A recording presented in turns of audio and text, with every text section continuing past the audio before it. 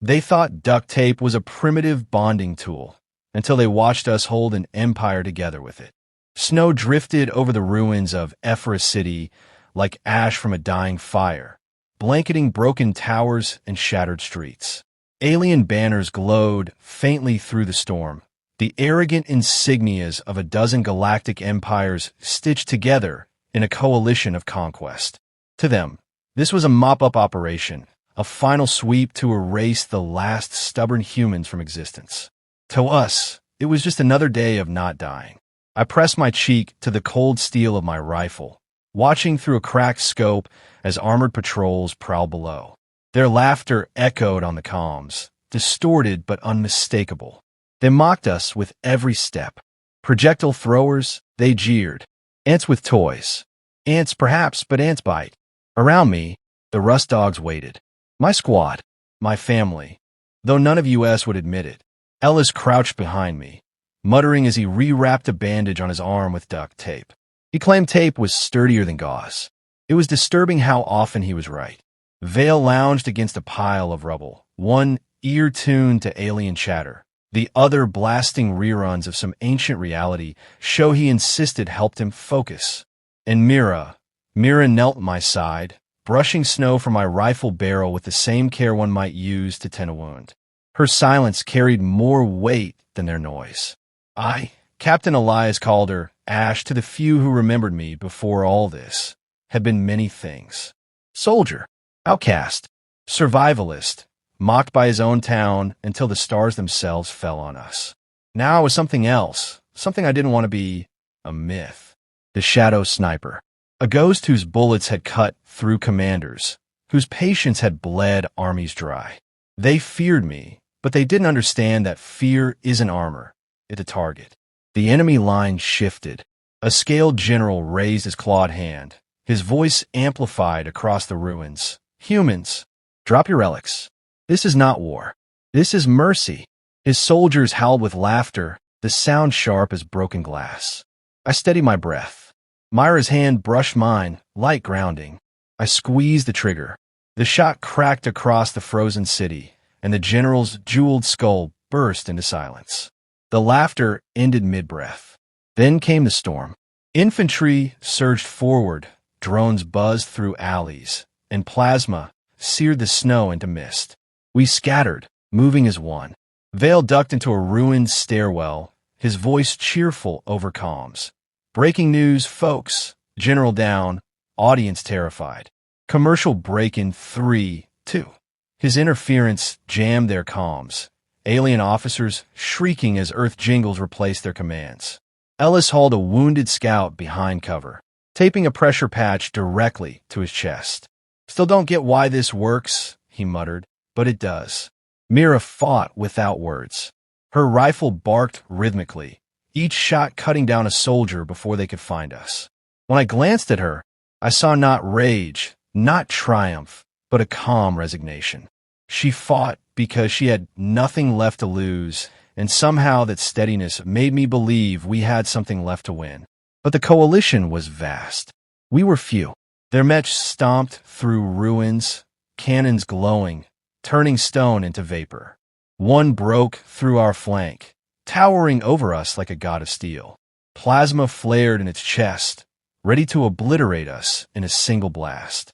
I knelt in the snow, rifle leveled, breath fogging the scope. Myra's hand pressed to my shoulder again, a gesture as steady as the earth beneath us. The mech's cannon charged. Vale shouted in my ear. Ellis swore. Mira whispered nothing at all. I fired. The bullet sailed into the storm, unseen, improbable. A heartbeat later, the mech's cannon imploded inward, chain reacting until the machine erupted in fire. The blast rolled across the ruins, silencing even the coalition's laughter. For a moment, everything was still. Then panic spread through their ranks. Voices cracked across comms, frightened, disbelieving. The Shadow Sniper. The ghost. The one who cannot be seen. Soldiers faltered. Mechs hesitated. Drones spun uncertainly in the air. We pressed, not forward but sideways, slipping through alleys, letting their fear spread wider than our bullets ever could.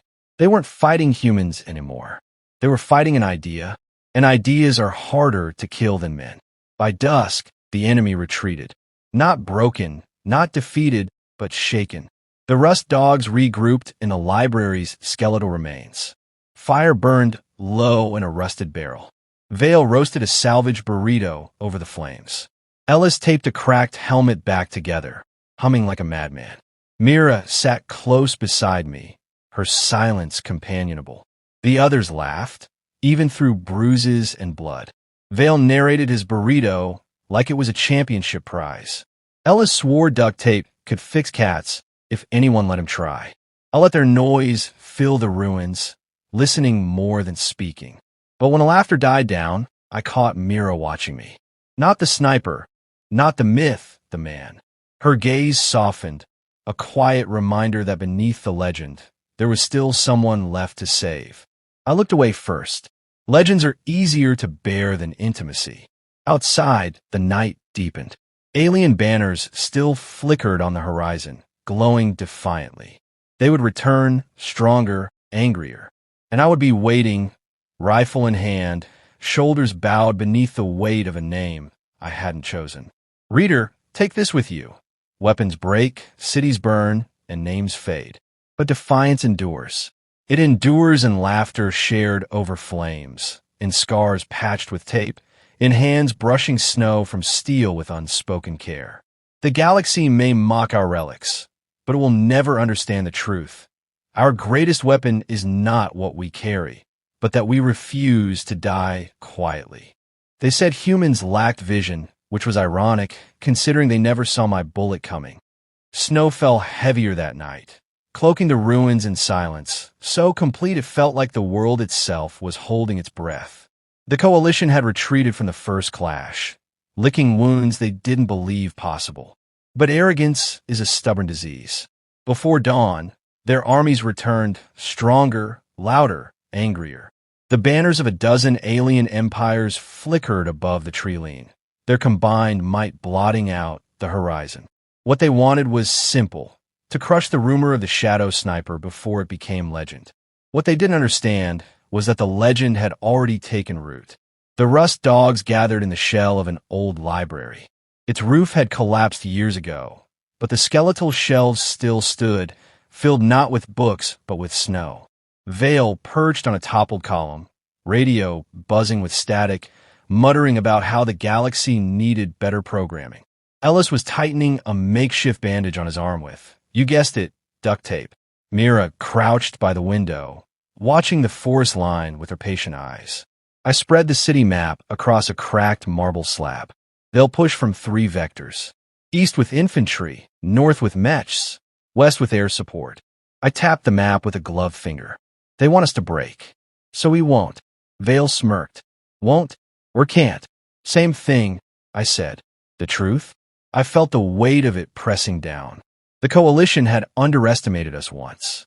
They would not make that mistake again. And though we'd bloodied them, humanity was still a cornered animal. We had no reinforcements, no supply chains, no safety net. Just our stubbornness and the bitter humor that kept despair at bay. The assault began with a rising sun, plasma streaks tearing the dawn apart. The air buzzed with drones, mechs thundered through ruins, and alien infantry advanced with ruthless precision. Myra's first shot cracked the silence, dropping a commander mid-stride. My rifle followed, cutting through another officer before his order finished leaving his throat. Their ranks faltered, but only for a moment. Then the storm swallowed us whole. Snow and fire, smoke and screams. The rust dogs fought like devils. Vale jammed enemy comms with an Earth commercial about paper towels, leaving their units bewildered as a cheerful jingle echoed across the battlefield. Ellis patched wounds with duct tape and fury, dragging men to safety even as plasma scorched his coat. Mira moved like a phantom, covering every angle I left exposed, her presence a quiet rhythm to my chaos. But the aliens weren't just soldiers, they were strategists. They adapted, they pushed harder, and then they unveiled their weapon, the psionic warlord. He strode across the battlefield as though the snow bent for him. His eyes glowed with a light that pierced through smoke, through walls, through flesh. His voice rang in every soldier's skull.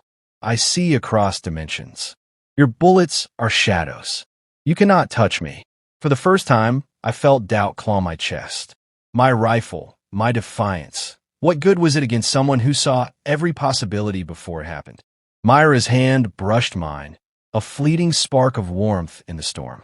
She didn't speak, but her silence steadied me more than words.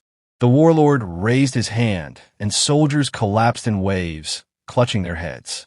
His laughter carried like thunder. Your myths are dust before me. I sighted him through my scope. He turned his gaze directly at me. Futile, he whispered into my mind. I have already seen your shot miss. I breathed deep. Snowflakes drifted across the lens. My world narrowed to the crosshairs, the inhale, the exhale. Bet you've never heard of Kentucky windage. I murmured, more to myself than him. I fired. The round curved through the storm, bent by the wind, by chance, by spite. The warlord's third eye, his psionic jewel, burst like glass. His scream tore through every channel before silence reclaimed the field. And then, as though a string had been cut, the alien ranks collapsed. Soldiers broke formation. Mechs faltered. Drones spiraled out of control. Fear, that most human of infections, spread faster than fire. The rust dogs seized the moment. Vale hooped into the comms. Guess who didn't see that coming? Ellis taped a plasma pack to a drone and sent it careening into the enemy lines, cackling like a madman. Mira squeezed my shoulder once, firm, grounding, and returned to the fight. The battle raged shorter than expected. Fear turned their strength into weakness. By dusk, the coalition was in full retreat, their banners burning in the snow. Afterward, silence fell again, but it was a different kind of silence. Heavy, bruised, trembling with disbelief. The rust dogs huddled in the ruins, battered but alive. Vale roasted another burrito over a crackling plasma coil. Ellis patched burns with strips of cloth and more tape.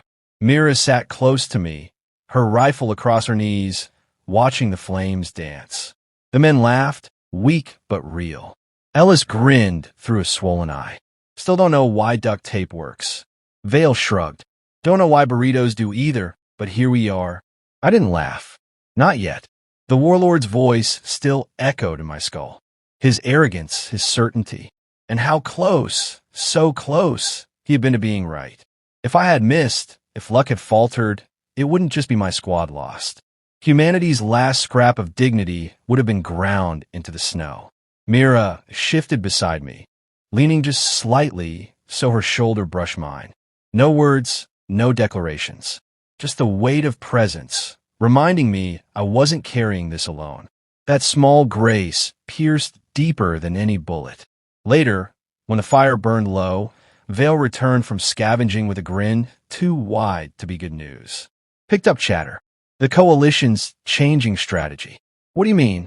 I asked. They're not after Earth anymore, Vale said. They're after you. The words landed heavier than any plasma bolt. Me, one man with a rifle. I was no longer just Elias Calder. I was the shadow sniper, the ghost they couldn't explain, the story spreading through their armies like wildfire. The rust dogs watched me in silence, waiting. I had no answer. Legends are chains as much as shields. But I knew this. Humanity, mocked and beaten, now had a myth the galaxy feared. And myths, once born, are hard to kill. Reader, if you take nothing else from this, remember, power doesn't always rest in strength or numbers or weapons. Sometimes it rests in a story told around a fire, a story of defiance. And if enough people believe it, that story can turn the tide of worlds. They say legends live forever, but try telling that to a man who hasn't slept in 4 days. The ruins of Orion's Edge were quiet now, eerily so.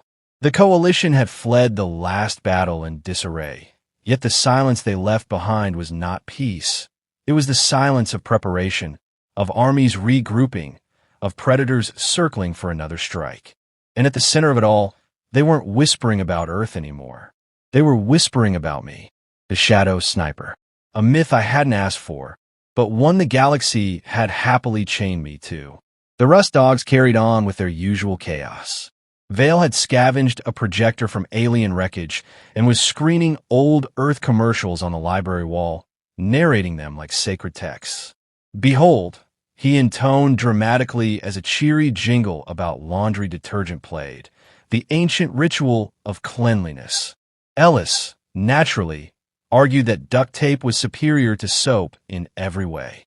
Mira didn't join their banter. She sat near me, polishing her rifle with careful, almost reverent movements. Her silence said more than Vale's nonsense ever could. She knew the weight that was pressing down on me. I stared at my rifle, the steel darkened from endless cold. It didn't feel like mine anymore. It felt like it belonged to the story. A story too large, too loud, too dangerous. My fingers still carried the ghost of the last shot, the one that felled the psionic warlord. If I'd missed, but I hadn't. And now here I was, a man rewritten as myth. The scouts brought news at dusk. Alien deserters, trembling, muttered warnings before vanishing back into the night. "They're coming for you," one hissed, his scaled skin shivering in the cold. "The Coalition believes Earth survives because of you. They think you are unkillable." His eyes flicked to my rifle. "They will burn entire systems just to erase your shadow." The words sank like stones. Humanity wasn't just fighting for survival anymore. We were fighting for the myth that had accidentally been born in my crosshairs. And if I fell, perhaps humanity's last light fell with me. That night, as snow whispered against broken glass, Mira finally spoke.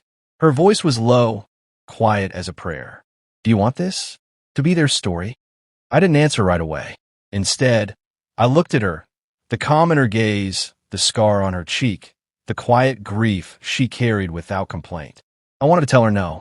I wanted to tell her I only ever wanted to be a man who knew how to shoot straight, not a symbol draped in blood. But all I said was, want doesn't matter.